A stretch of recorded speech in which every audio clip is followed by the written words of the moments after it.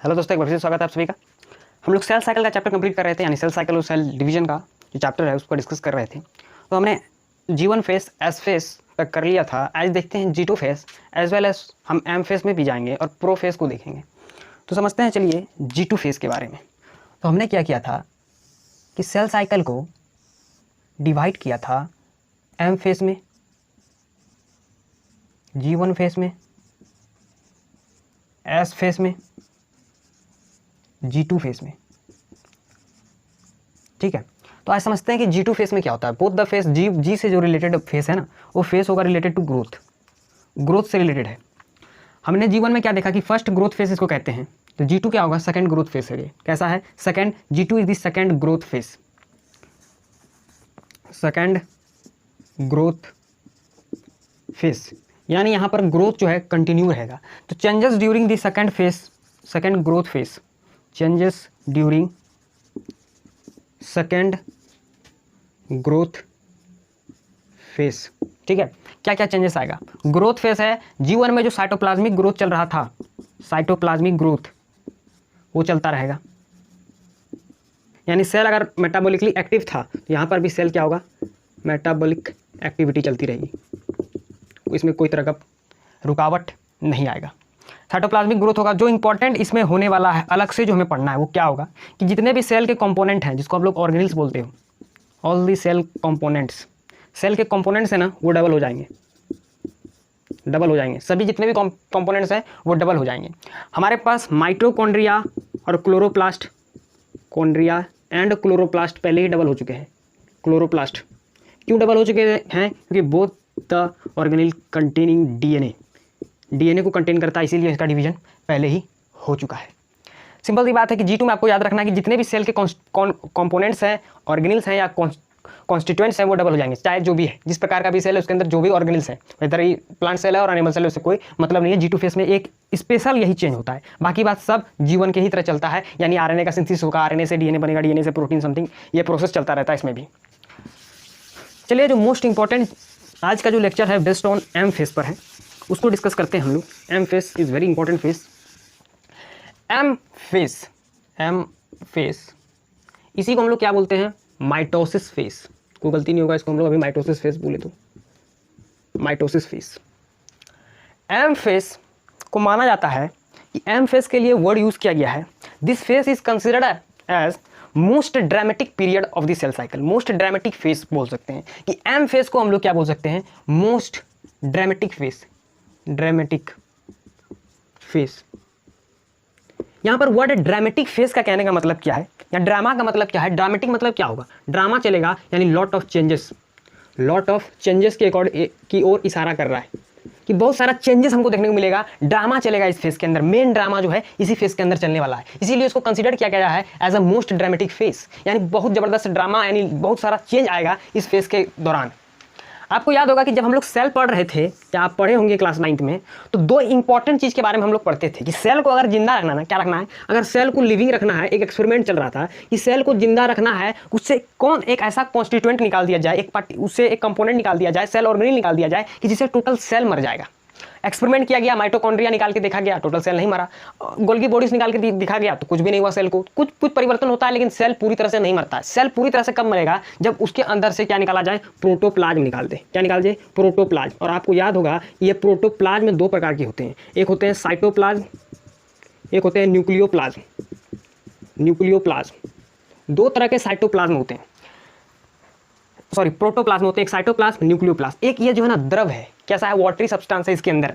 एक बोल सकते हैं कि जो आपने थर्मोकोल का जो एक डब्बा आता है ना, जिसके अंदर सब कंपोनेंट्स रखे जाते हैं कि एक कंपोनेंट दूसरे के साथ कोलाइड नहीं करे, उसके लिए साइटोप्लाज्म और न्यूक्लियोप्लाज्म रहता है। एक साइटोप्लाज्म पूरे सेल में रहता है और सभी सेल के mitochondria, Golgi bodies, endoplasmic reticulum को कोलाइड करने से बचाता है साइटोप्लाज्म। न्यूक्लियोप्लाज्म का काम क्या, कि वो न्यूक्लियस के अंदर रहता है और न्यूक्लियस के अंदर पाए जाने वाले न्यूक्लियोलस डीएनए पार्टिकल्स को कोलाइड करने से बचाता है। ठीक है, तो मेन इंपॉर्टेंट काम है, यानी हम कह सकते हैं कि ड्रामा इस हिसाब से दो जगह चलना चाहिए। जो मोस्ट इंपॉर्टेंट चीज है वो एक साइटोप्लाज्म में और न्यूक्लियोप्लाज्म में। एकदम सही बात है कि M फेस को क्या किया गया, कैटेगराइज किया गया है। M फेस को कैटेगराइज किया गया है इन टू फेस। M फेस को हम लोग कैटेगराइज किए किसमें किसमें, एक को हम लोग बोलते हैं कैरियोकाइनेसिस, कैरियोकाइनेसिस नेसिस, एक को बोलते हैं हम लोग साइटोकाइनेसिस। साइटोकाइनेसिस, कैरियो मतलब न्यूक्लियस होता है, साइटो मतलब साइटोप्लाज्म की बात हो रही है, साइटोप्लाज्म पूरा ओवरऑल जिसके अंदर सब कंपोनेंट्स होंगे। कैरियोकाइनेसिस को डिवाइड किया गया है एज ए पी मेट, किसने डिवाइड किया गया है? पी मेट में। ट्रिक है याद करने का, इसी को बोलते हैं हम लोग प्रोटोप्लाज्म, सॉरी इसी को हम लोग बोलेंगे प्रोफेस, इसी को हम लोग बोलेंगे मेटाफेस, इसी को बोलेंगे एनाफेस, इसी को बोलेंगे टीलोफेस।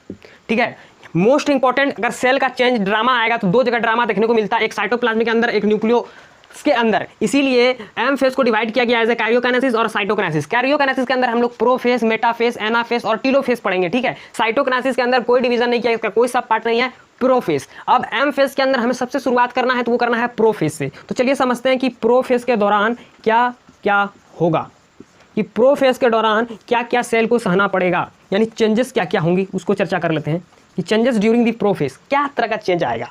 सिंपल सी बात करते हैं हम लोग। अगर हम आए एस फेस में, तो एस फेस में डीएनए डबल हो चुका है, यानी amount of DNA is double. G2 face में कोई तरह का फॉर्मेशन सिंथेसिस का प्रोसेस नहीं चला है, बस साइटोप्लाज्मिक ग्रोथ हुआ है और डबल हुआ है, तो सेल के कंपोनेंट्स डबल हुए हैं। यानी माइटोकॉन्ड्रिया को छोड़ाकर हम बात करें और क्लोरोप्लास्ट को छोड़ा के बात करें, जितने भी सेल के ऑर्गेनेल्स हैं वो डिवाइड मतलब डबल अपने आप को कर चुके हैं G2 फेस में। ठीक है, बाकी बात सब ठीक है। एम फेस में क्या होगा, मोस्ट इंपॉर्टेंट, एम फेस में क्या करता है, सेल डिवाइड करता है। सेल अपने डॉटर सेल प्रीकर्सर जो मदर सेल होती है वो डिवाइड करेगी दो डॉटर सेल में, ये आपको पता है। यानी यहाँ पर मेन डिवीजन होना है, इस फेस को हम कंसिडर करेंगे एज अ मेन फेस, यानी मेन फेस तो यही है सिंपल सी बात करें तो। एम फेस के अंदर प्रो फेस आता है और प्रो फेस सबसे लंबा फेस है, याद रखना है। प्रो फेस सबसे लंबा फेस होता है एम फेस के अंदर। एना फेस सबसे छोटा होता है, पी बड़ा होता है, एन छोटा होता है, यानी एना छोटा होता है प्रो से। प्रो सबसे लंबा फेस है। इस दौरान क्या होगा समझते हैं। हमने क्या देखा था कि सेल जो है अपनी, उसका जो न्यूक्लियस है, सेल का न्यूक्लियस बना लेते हैं। सेल के न्यूक्लियस के अंदर क्या प्रेजेंट था, डीएनए प्रेजेंट था हमारा, जो कि डबल हो चुका है। सेल के न्यूक्लियस के अंदर क्या प्रेजेंट था, न्यूक्लियस के अंदर क्या प्रेजेंट था, डीएनए प्रेजेंट था, जो कि डबल हो चुका है। और डबल कुछ इस प्रकार से हुआ है कि हम उसको अभी भी डिवाइड नहीं कर सकते। ठीक है, उसको हम लोग डिवाइड नहीं कर सकते। कैसे बात कर रहे हैं कि डिवाइड नहीं कर सकते, क्योंकि हमें पता है कि यहाँ पर जो है, यहाँ पर जो आपको न्यूक्लियस दिखाई, सॉरी डीएनए जो दिखाई दे रहा है वो इंटरवाइंड है, डिस्टेंट नहीं है। कहने का क्या मतलब है कि एक दूसरे से भी उलझा हुआ है, सुलझा नहीं है, क्रोमेटीन के रूप में है। आप अगर मेरी क्रोमोजोम वाली वीडियो देखे होंगे, आपको पता होगा कि क्रोमेटीन फाइबर लूप करता है, सुपर कंडेंस करता है, सुपर कॉइल्ड करता है टू फॉर्म क्रोमोजोम, और क्रोमोजोम को ही हम डिवाइड कर सकते हैं because both the chromosome containing two sister chromatid, दो सिस्टर क्रोमेटिड के अंदर दोनों के पास इक्वल अमाउंट ऑफ चीज रहता है, जो भी उसके अंदर है वो बीच में कट के चला जाता है। यानी यहाँ पर हम क्या कह सकते हैं कि डीएनए के अंदर जो है अभी भी क्या है, क्रोमेटिन के रूप में डीएनए प्रेजेंट है। यानी कि उसको अगर हम काटना चाहे, तोड़ना चाहे, तब फिर भी उसको मुश्किल है तोड़ना या काटना, इसको डिवाइड करना मुश्किल है। ये न्यूक्लियस है, ये न्यूक्लियस मेम्ब्रेन है, आपको पता होना चाहिए कि ये न्यूक्लियस मेम्ब्रेन इसको बोलते हैं। हम लोग क्या जानते हैं कि प्रोफेज में अगर हम बात करें ना, इसके अंदर जो है अभी भी डीएनए कैसा है, डिस्टेंस नहीं है। डिस्टेंट मतलब नॉट डिस्टेंट, कहने का मतलब है कि अभी भी उलझा हुआ है। ठीक है, इंटरवाइंड जिसको हम लोग बोल सकते हैं कि यहाँ पर अभी क्या है, इंटरवाइंड, इंटरवाइंड यानी उलझा हुआ है डीएनए। सुलझेगा, कहाँ सुलझेगा, प्रोफेज में सुलझेगा। क्या होता है, ये जो डीएनए जो अभी भी उलझा हुआ है, इंटरवाइंड है, ये क्या होगा जानते हैं, ये क्या होगा, अपने आप को सुधारेगा। यानी अपने आप को सुधारेगा मतलब क्या करना करेगा कि कंडेंस करना शुरू करेगा, कंडेंस करना। ये क्रोमेटिन क्या करता था, सुपर लूप करता था या कंडेंस करता था, क्या बताता था, क्रोमोजोम। यही जो आपको दिखाई दे रहा है, यही क्या करेगा, कंडेंस करना शुरू करेगा और आपको क्रोमोजोम कुछ इस प्रकार से विजिबल होने लगेंगे। यानी क्रोमोजोम हमें विजिबल होने लगेगा, क्रोमोजोम हमें विजिबल होने लगेगा, वो भी किस कहाँ पर, प्रोफेज के अंदर। प्रोफेज के अंदर हमको क्रोमोजोम, ये जो क्रोमेटिन है, ये क्या बोलेंगे इसको हम लोग अभी यहाँ क्रोमेटिन बोलेंगे। ये क्रोमेटिन कंडेंस करने लगेगा, क्रोमोजोम दिखने लगेगा, क्रोमोजोम का शेप दिखने लगेगा। लेकिन ये भी क्रोमोजोम का जो शेप है ये सुपर कॉइल्ड नहीं है, फुल्ली क्रोमोजोम का अभी रूप नहीं लिया है, मतलब अभी भी इसको और कंडेंस होना है। यानी ये भी क्रोमोजोम को भी और कंडेंस, आप यहाँ लिख सकते हैं और कंडेंस होना होगा, कंडेंस होगा अभी, और ये कंडेंस होगा और कुछ ये टाइट के रूप में बनाएगा और ये और ज़्यादा कंडेंस होगा, कुछ ऐसे फॉर्म करेगा। या तो आप इसको ऐसे डिज़ाइन से दिखा सकते हो कि ये बनेगा। ठीक है, ये बनेगा, ये और कंडेंस करके अभी ये बनाने वाला है। यानी यहाँ पर क्रोमोजोम विजिबल हो गया है, कहाँ, प्रोफेज के अंदर। प्रोफेज के अंदर पहला चेंज क्या होता है कि chromatin start to condense, chromatin start to condense, this is the first change during the prophase. Condense करना शुरू हो जाएगा। दूसरा चीज हम लोग क्या बोल रहे हैं कि आपको क्रोमोसोम विजिबल हो जाएगा। Second change during the prophase, remember chromosome with two sister chromatid, this two sister chromatid इसी को बोलते हैं हम लोग क्रोमेटिड है, ये क्रोमेटिड है, टू सिस्टर क्रोमेटिड, एक जुड़वा एक जैसा ही दिखता है, क्रोमेटिड विजिबल होने लगेगा। सिंपल सी बात है, दो चेंज आपको याद होना चाहिए। अभी भी हम बता रहे हैं, क्या बता रहे हैं कि जो डीएनए जो क्रोमेटिन जो है वो कंडेंस करना शुरू कर जाएगा, टू स्टार्ट कंडेंस, ठीक है, पहला चेंज। दूसरा change chromosome with the two sister chromatid is visible, वो विजिबल हो जाएगा, दूसरा मेन चेंज, ठीक है। अब आगे बढ़ते हैं। हमने आपको बताया था कि एक एनिमल सेल के अंदर एक ऑर्गेनिल, इंपॉर्टेंट ऑर्गेनिल होता है, उसको मैं ड्रॉ कर लेता हूँ एक बार फिर से। इस ऑर्गेनिल को जो कि किस फेस में डबल हो चुके हैं आपको याद होगा, ये किस फेस में डबल हुआ था, एस फेस में ये डबल हो चुका है, ठीक है, ये एस फेस में डबल हो चुका है। इस ऑर्गेनिल का क्या नाम है कि अगर एक ऐसा रहे तो इसको नाम देते हैं सेंट्रियोल। क्या बोलते हैं कि ये क्या है, सेंट्रियोल है, कुछ नहीं है, सेंट्रियोल है। अगर ये अपने आप को ऐसे कर ले, कैसे कर ले भाई, अपने आप को कुछ ऐसे प्लस जैसा बना ले, इसी को हम लोग बोलते हैं सेंट्रोजोम। क्या बोलते हैं, सेंट्रोजोम। ये डिवाइड हो चुका था, अपने आप को डबल कर लिया था एस फेस के अंदर, इसको सेंट्रियोल बोलते हैं, इसको सेंट्रोजोम बोलते हैं, ठीक है। सेंट्रोजोम अपने आप को डिवाइड कर चुका है, डबल कर चुका है एस फेस के अंदर। इस सेंट्रोजोम का एक और स्ट्रक्चर होता है कुछ ऐसा, देखिए आप, मैं बना रहा हूँ, कुछ स्ट्रक्चर होता है ऐसा, इसके पास जो है ना सूर्य का किरण जैसा कुछ ऐसा आ जाता है। अगर ये स्ट्रक्चर जो मैंने बनाया अभी, इसका नाम जो है, इसका नाम हो जाता है एस्टर। इसको क्या बोलते हैं, ASTER, एस्टर। और ये जो आपको दिखाई दे रहा है ऐसे ऐसे लाइन जो दिख रहा है किरण के जैसा, जो सूर्य का किरण जैसे हम लोग बनाते थे, डिजाइन करते थे, वैसा जो दिख रहा है, ये कुछ नहीं है, ये प्रोटीन है। ये क्या है, प्रोटीन है, जिसका नाम है माइक्रोट्यूब्यूल प्रोटीन। क्या नाम है इसका, एक प्रोटीन है, प्रोटीन है, ये माइक्रोट्यूब्यूल नाम का एक प्रोटीन है। अगर ये सेंट्रोजोम के चारों ओर ये माइक्रोट्यूब्यूल नाम का प्रोटीन आ जाता है, जिसका नाम क्या हो जाता है, एस्टर हो जाता है। क्या नाम हो जाता है, एस्टर हो जाता है। ये एनिमल सेल के अंदर कितना नंबर होता है इसका, एस्टर का कितना नंबर होता है, 2 ही नंबर होता है, क्योंकि 2 ही होते हैं। पहले तो एक ही रहते हैं, वो अपने आप को डिवाइड कर लेते हैं, ये अपने आप को डिवाइड करके 2 कर लिया, एक सेल के अंदर 2 ही एस्टर मिलेंगे, इसको मैं एस्टर बोल रहा हूँ। इसी को सेंट्रियोल ऐसा था, स्ट्रक्चर चेंज हुआ तो नेम चेंज हो गया, यहाँ पर फिर स्ट्रक्चर चेंज हुआ तो नेम चेंज हो गया। बायोलॉजी का कॉन्सेप्ट है कि स्ट्रक्चर चेंज के साथ साथ नाम भी चेंज हो जाता है, कि हमारे अंदर 2 एस्टर देखने को मिलता है, ठीक है। हमारे अंदर प्रत्येक सेल के अंदर आपको दिखेगा कि 2 एस्टर है, इसीलिए इसका नाम रख दिया गया है। इसको बोलते हैं हम लोग एम्फीएस्ट्रियल। हम लोग कैसे हैं, हमारा सेल कैसा है, एम्फीएस्ट्रियल है, एम्फी का मतलब क्या होता है यहाँ पर, 2, एम्फी इज 2, एम्फी का मतलब 2 होता है। हम मेरे सेल के पास 2 एस्टर है, इसीलिए यहाँ इसका नाम है एम्फीएस्ट्रियल। हम जानते हैं कि ऐसा कोई तरह का ऑर्गेनिल किसके अंदर नहीं होता है, प्लांट सेल के अंदर नहीं होता है। तो ये एस्टर का मुख्य काम क्या होता है समझिए, ये जो निकल रहा है ना, ये जो निकल रहा है, ये जो है निकलता है, ये अपने आप को कुछ ऐसा निकलता है, ठीक है, ये ऐसा निकलता है, ऐसा निकलता है चारों ओर से, ऐसा धागा के रूप में, ठीक है। फाइबर है, ये क्या है, इसी को हम लोग एक नाम देंगे, जिसको हम लोग क्या बोलेंगे, इसी तरह का जो फाइबर ऐसा दिख रहा है, इसका नाम है स्पिंडल फाइबर। इसको क्या बोलेंगे, स्पिंडल फाइबर। ये फाइबर क्या करेगा पता है, ये जो क्रोमोजोम है ना, ये क्रोमोजोम का बीच को क्या बोलते हैं हम लोग, सेंट्रोमियर। क्या बोलते हैं, सेंट्रोमियर बोलते हैं। क्या बोलते हैं, सेंट्रोमियर। और इस सेंट्रोमियर पर एक प्रोटीन प्रेजेंट रहता है, जिसको हम लोग काइनेटोकोर बोलते हैं। क्या बोलते हैं, वो काइनेटोकोर नाम का यहाँ पर एक प्रोटीन प्रेजेंट रहता है, और ये स्पिंडल फाइबर इसमें आके अटैच होगा, लेकिन ये कुछ फेस में होगा, वो मेटाफेस में होगा, अभी नहीं होगा। यानी एस्टर का काम क्या है, स्पिंडल फाइबर का निर्माण करना, उसको फॉर्म करता है, उसका निर्माण करता है कौन, एस्टर, ठीक है। अभी मैं बात कर रहा हूं कि हमारे अंदर एस्टर होता है, ये जो सेंट्रोसोम है जो डबल कर चुके हैं हम लोग एस फेस में, वो अपना स्ट्रक्चर कुछ ऐसा चेंज कर लेता है और एस्टर के रूप में आ जाता है। आपको ये याद रखना है, ठीक है, सिंपल सी बात है। आपको ये तीसरा चीज इसके अंदर याद रखना है कि ये हुआ। चौथा चीज मैं आगे चलिए आपको समझाता हूं कि चौथा मुख्य काम इसके अंदर क्या होता है भाई। चौथा मुख्य काम देखिए, फोर्थ मेन क्या होता है। हमारे जितने भी ऑर्गेनिल्स हैं, फॉर एग्जांपल मैं बात करता हूं सेल के ऑर्गेनिल्स, माइटोकॉन्ड्रिया हो गया, क्या हो गया, माइटोकॉन्ड्रिया हो गया, एंडोप्लाज्मिक रेटिकुलम हो गया, ER हो गया, GB हो गया यानी गोल्गी बॉडीज हो गया, जितने भी ये कंपोनेंट हैं सेल के, जिसके पास सेल मेम्ब्रेन यानी कि इसके पास अपना मेम्ब्रेन हो, ठीक है, जैसे mitochondria, endoplasmic reticulum, Golgi bodies. Mitochondria का आंतरिक जो वॉल होता है उसको क्रिस्टी बोलते हैं। उसी तरह से mitochondria, ER body, Golgi bodies, इन सभी के पास अपना एक मेम्ब्रेन होता है, बाहर में एक वॉल होता है। जैसे सेल के पास सेल मेम्ब्रेन होता है, न्यूक्लियस के पास न्यूक्लियस मेम्ब्रेन होता है। इन जितना भी सेल कंपोनेंट यानी कि सेल के अंदर जितना भी सिस्टम होगा, जिसके पास क्या होना चाहिए, मेम्ब्रेन होना चाहिए। क्या होना चाहिए, मेम्ब्रेन होना चाहिए, मेम्ब्रेन।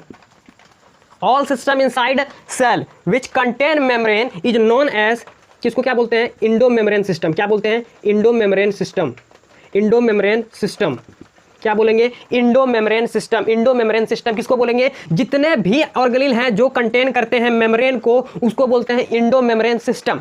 क्या होगा इंडो मेम्ब्रेन सिस्टम? कि जितने भी ऑर्गेनेल जिसके पास इंडो यानी कि मेम्ब्रेन है वो सारे के सारे डिसअपेयर हो जाएंगे। क्या हो जाएंगे? डिसअपेयर हो जाएंगे। डिसअपेयर, डिसअपेयर, गायब हो जाएगा प्रोफेज के अंदर, वो दिखेगा ही नहीं, वो प्रोफेज के अंदर दिखेगा ही नहीं। ये चौथा मुख्य चेंज कि जितना भी इंडो मेम्ब्रेन सिस्टम का ऑर्गेनेल है सेल के अंदर, वो सारे के सारे डिसअपेयर हो जाएंगे, वो नहीं दिखेंगे आपको। क्या नहीं दिखेंगे? वो नहीं दिखेंगे। मेन रीजन क्या जानते हैं? कि ये जो है ना, ये जो एस्टर है ना, ये एस्टर क्या करता है? ये एस्टर मूव करेगा अपोजिट पोल पर। क्या करेगा? एस्टर मूव करेगा अपोजिट पोल पर। ये एस्टर जो हमने अभी यहाँ पर जो एस्टर देखा, ये मूव करता है कहाँ? अपोजिट पोल पर आ जाता है।